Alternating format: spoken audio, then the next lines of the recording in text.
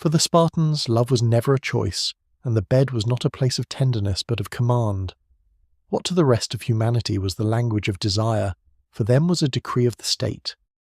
The city of Sparta, born in the shadow of the Eurotas River and hardened under centuries of war, decided that the most intimate act of life would serve one purpose only: to forge the strongest human weapon imaginable. Every heartbeat, every birth, every union was orchestrated like a military campaign. Passion was weakness, affection was disorder. Only discipline mattered, even in the bedroom. The myth of the red-cloaked warriors marching in perfect rhythm begins long before their first march. It begins in the councils of the elders, where old men with battle scars instead of wrinkles studied the young as though they were livestock. They compared shoulders, measured limbs, spoke of bloodlines the way a breeder speaks of horses. A boy of noble frame and iron ancestry was paired not with the woman he loved, but with the woman whose hips promised wide berths and whose lungs could scream through childbirth without dying. The beauty of a Spartan woman was never a poem.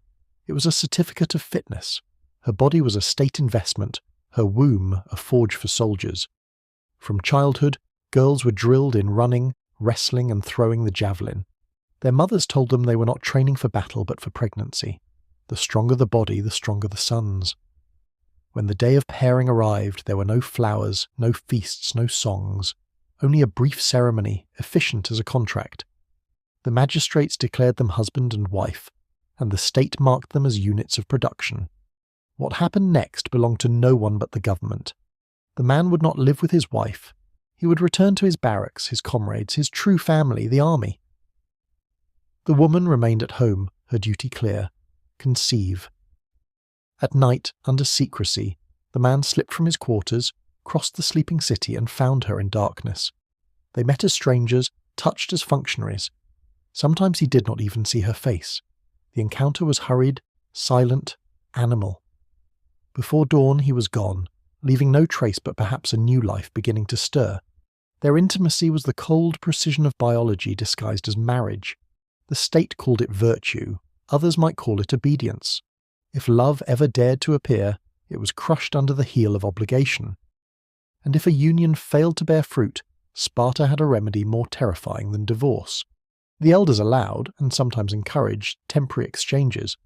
A warrior of perfect record could impregnate the wife of another if that wife was strong, while the barren husband watched in solemn acceptance. It was not scandal, but service. A man's lineage, like his armour, belonged to the city. Even jealousy was un-Spartan. Emotion itself was a flaw to be trained out. The child that came from another man's seed was still counted as the husband's honour because its blood enriched the state. Every newborn was greeted not with lullabies but with inspection.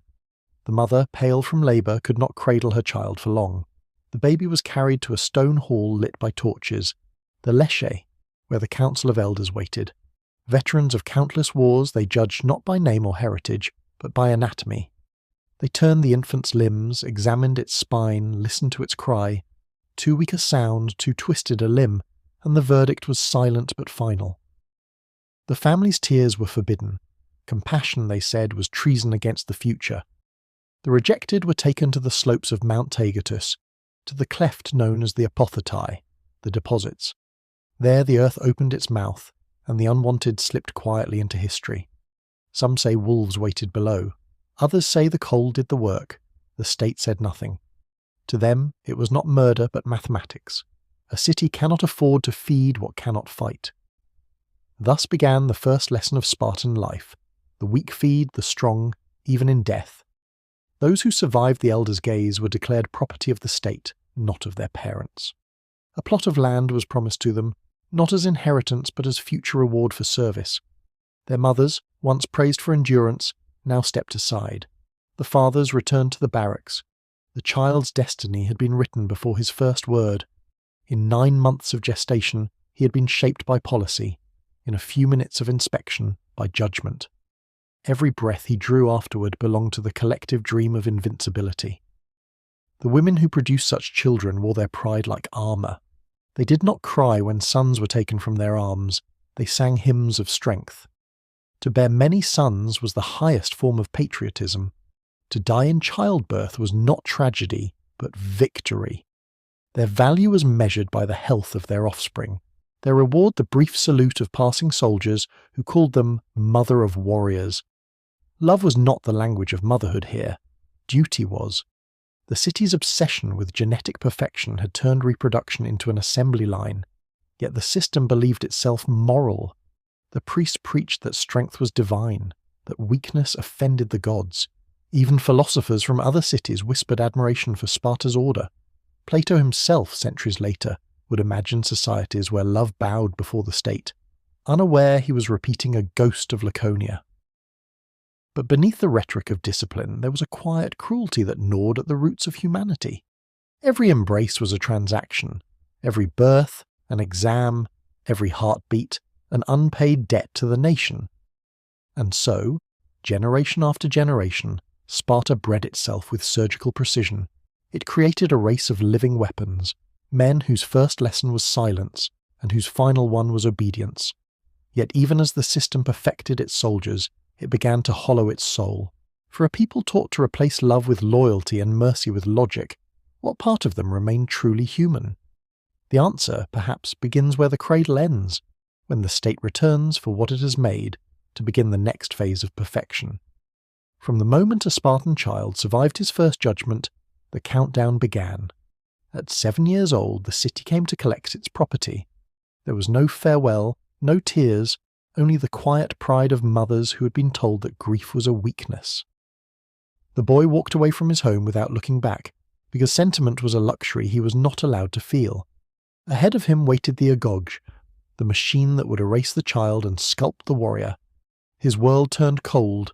The barracks became his home, his instructors his fathers, and his fellow trainees his brothers and rivals. Here, comfort was the enemy. They were given one cloak for both winter and summer, one bed of reeds they had to cut themselves with bare hands, and food so scarce that hunger became a constant companion. It was deliberate. Hunger kept them alert, restless, cunning. To survive, they were expected to steal.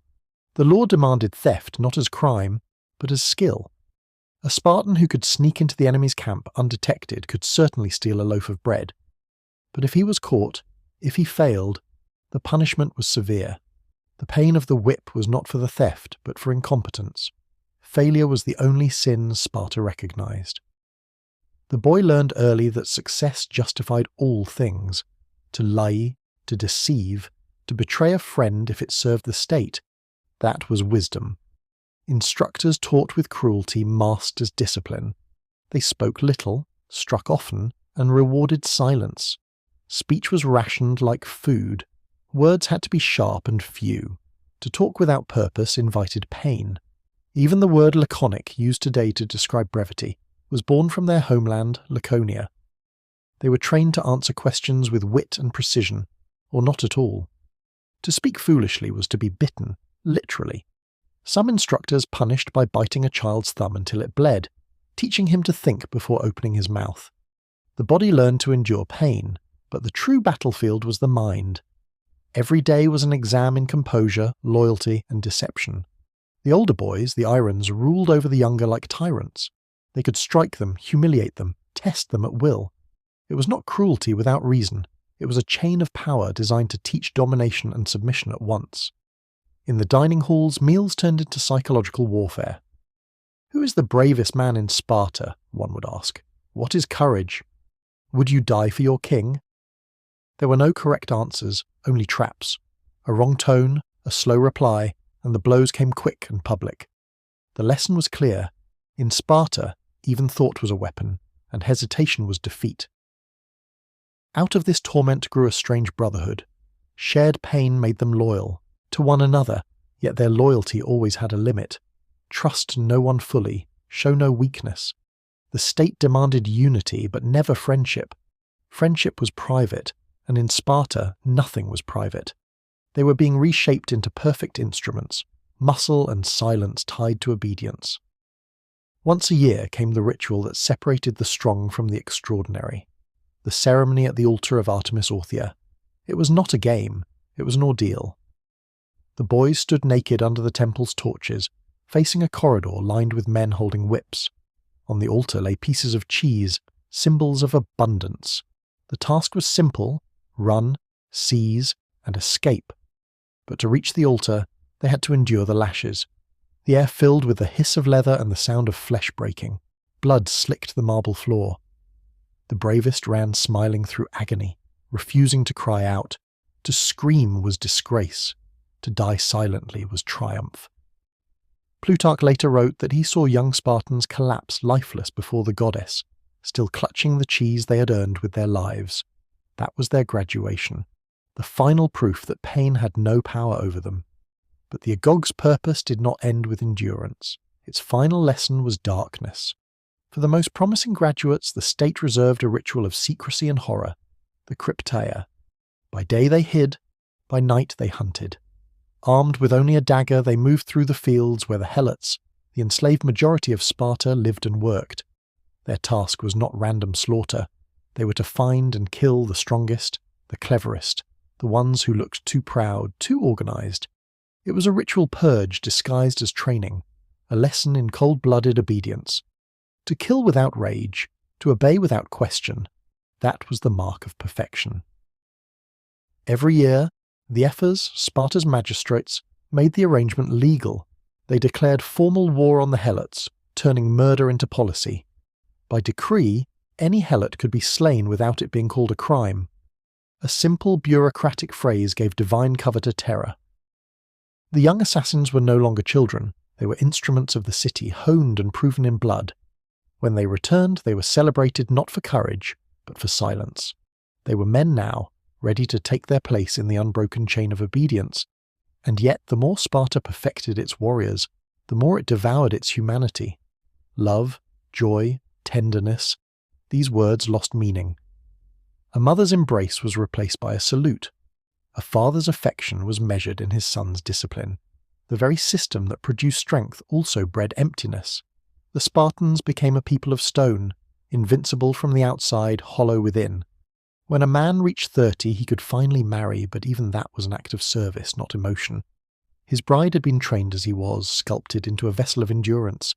She met him in darkness, head shaved, dressed in a man's tunic, waiting on her bed of straw. The ritual was quick, the purpose clear, conception without attachment. When dawn came, he returned to the barracks. Their child, if born, would belong not to them but to the state. The cycle continued. This was Sparta's secret miracle and its curse, a society that turned the creation of life into a military strategy. It worked, until it didn't. Because no system can breed out the human heart forever. Beneath the discipline and steel, something fragile began to crack, the slow realization that a city can conquer its enemies and still lose its soul.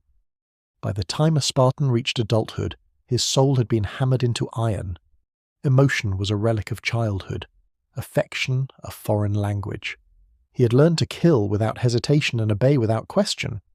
Now at 30 the state allowed him what it called freedom, but that freedom was another illusion, another duty dressed as privilege. He was expected to marry, to breed, to repeat the cycle that had forged him. His body was no longer a weapon of war alone, it was now an instrument of reproduction. The same logic that shaped his sword now shaped his seed. The woman waiting for him was not a bride in the way the world understood the word. She too had been moulded by the state. From her first years she had been taught that softness was sin. While the women of Athens spun cloth in silence, the women of Sparta ran in the open air, their hair loose, their skin bronzed by the sun. They wrestled, raced, threw spears, and sang hymns to strength. The city wanted them muscular, fierce, unashamed. They were to be the wombs of warriors, and only a strong vessel could carry a perfect child. The girls laughed at the fragile women of other cities. "We are the mothers of soldiers," they said. "We give birth to men, not to cowards." When the day of marriage came, the ritual was more abduction than celebration. At night the groom entered her house, sheared her hair to the scalp, and dressed her in a man's cloak and sandals. She waited on straw in darkness, a shadow of herself. He entered quickly, wordlessly. They joined as strangers bound by the command of the state, not the pull of affection. By dawn he was gone, slipping back to his barracks, his comrades, his true allegiance. This was love according to Sparta. Brief, silent, and sanctioned by law. The city believed that by keeping husbands and wives apart, desire would stay sharp and emotions dull. A man's heart belonged to his brothers in arms, his body to his wife, his soul to the state. Children born of such unions were not family property but public investment.